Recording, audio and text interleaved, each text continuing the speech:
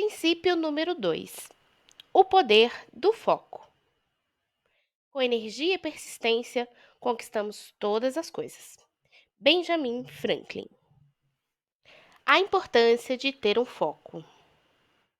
Bill, um amigo meu, mora nas imediações de Kalamazoo, no estado do Michigan. Há muitos anos, ele comprou uma casa perto de uma área de mata fechada.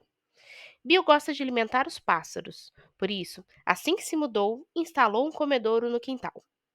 Mas naquela tarde, antes mesmo do sol se pôr, havia esquilos pendurados no comedouro, espantando os pássaros. Bill percebeu que precisava fazer alguma coisa, ou os pássaros logo ficariam com medo de se aproximar.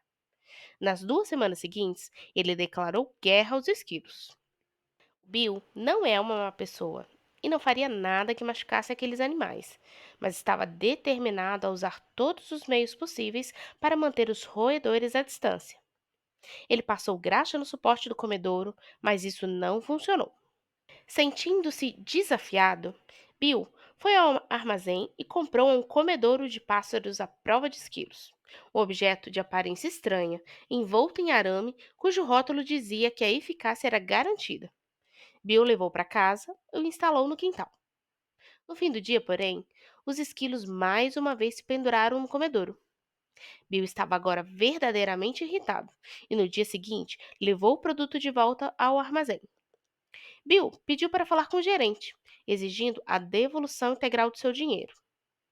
Fique calmo, disse o gerente. Eu poderia ter dito a você, na hora da compra, que não existe essa coisa de comedouro de pássaros à prova de esquilos.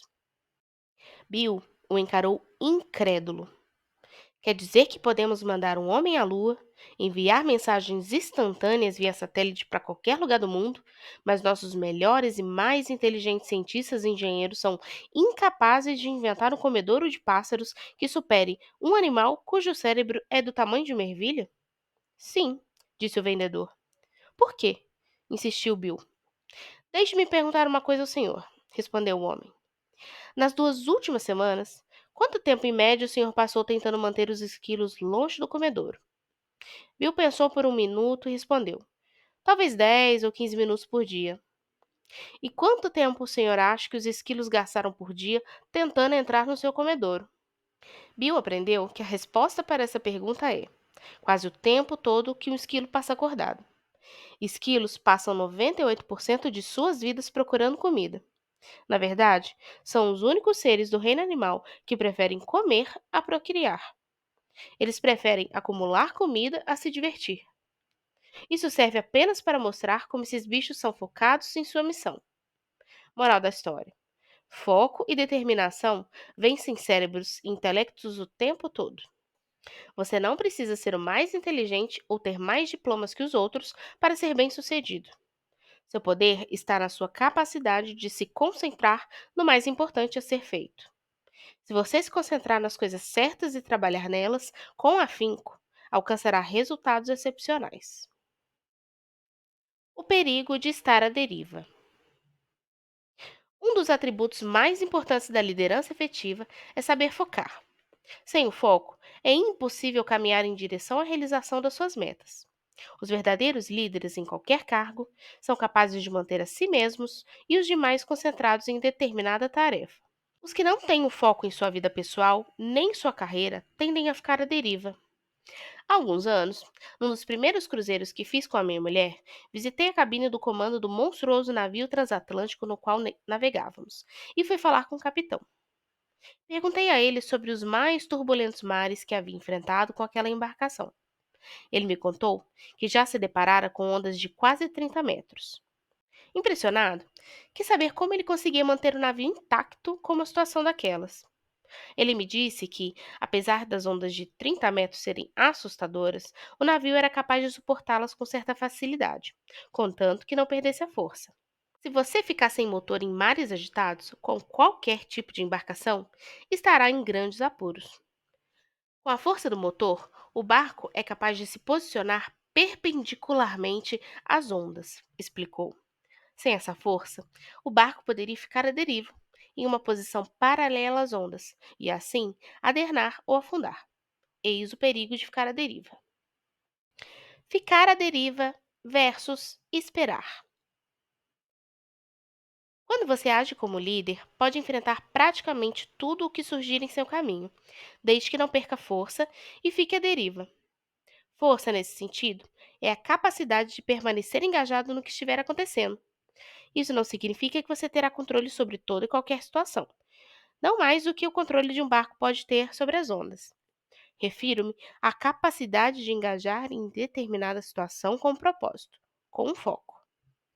Ficar à deriva e esperar são coisas diferentes. Esperar é uma escolha intencional que requer paciência e um tempo de reflexão. Ficar à deriva é abrir mão do seu poder de escolha. Se você optou por esperar, acredita que algo acontecerá, embora não possa prever quando.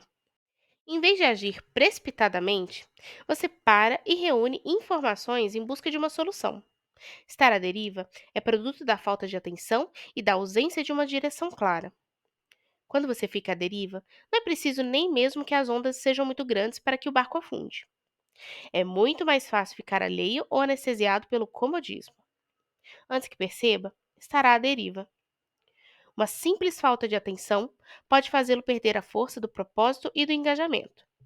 Em vez de tomar uma atitude, você fica paralisado. Em vez de agir, descobre que as coisas é que estão agindo sobre você. Distrações são prejudiciais. De acordo com a Associação Nacional dos Consultores Profissionais dos Estados Unidos, sobre a mesa de um trabalhador americano típico estão, em média, 52 horas de trabalho incompleto. Um estudo recente feito com profissionais do conhecimento descobriu que eles se deparam com uma distração a cada 11 minutos, em média. E, uma vez distraídos, são necessários 25 minutos para retomarem a tarefa que tinham em mãos. De acordo com um estudo conduzido pela Universidade de Michigan em 2005, de 20 a 40% da produtividade de um trabalhador é consumida pelo desvio de tarefas, ou seja, o tempo levado para reengajar mentalmente quando você muda de uma atividade para outra. Vivemos em um mundo de distrações infinitas. Fazer várias coisas ao mesmo tempo, algo que já foi considerado uma ferramenta produtiva, nos dá a sensação de produzir muito, quando na verdade só diminui o rendimento. As tarefas triviais e sem importância consomem um tempo que deveria ser gasto com assuntos mais relevantes e significativos. E isso só acontece porque nós recusamos a prestar atenção, a ter um foco. Todos nós precisamos lidar com exigências que estão além do nosso controle. Clientes fazem pedidos, colegas pedem ajuda e chefes nos enchem de trabalho. Tudo isso explica por que é tão difícil se concentrar, mas não serve como desculpa para a ineficiência. O objetivo de todos que querem agir como líderes deve ser passar por cima das distrações infinitas que nos afligem e se voltar para o que realmente importa. Eis um exemplo de como perder o foco que aconteceu comigo durante uma convenção, há não muito tempo, quando eu estava prestes a fazer uma apresentação para um grupo de executivos num hotel ao norte de Denver. A caminho da sala de reuniões, notei que havia vários computadores no lobby à disposição dos hóspedes. Embora minha palestra estivesse agendada para dali a 15 minutos, não consegui resistir à oportunidade de verificar meus e-mails. A verdade é que não havia nada de urgente na minha caixa de entrada. Os poucos e-mails que despachei talvez tenham me dado a impressão de estar produzindo, mas verificar meus e-mails me desviou do trabalho que eu estava ali para fazer. Em nosso mundo, sempre conectado, é fácil se distrair ou até mesmo ficar viciado em telefones celulares e coisas do tipo. Esse fato me lembrou o grau de dedicação com que temos que trabalhar para não perdermos o foco. Estabeleça suas metas. Para se manter focado, é preciso estabelecer metas que devem incluir tudo o que você pretende realizar, tanto a curto quanto a longo prazo. Isso significa visualizar seu objetivo final, de modo que cada item resolvido o aproxime dessa realização. Geralmente, reclamamos das coisas inesperadas do nosso dia, mas é preciso ter em mente que elas sempre podem se transformar em uma oportunidade incrível.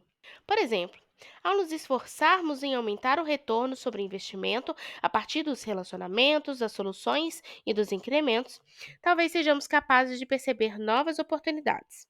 Um cliente insatisfeito, um colega de trabalho desmotivado, uma ideia capaz de economizar tempo e dinheiro ou a melhoria de um produto.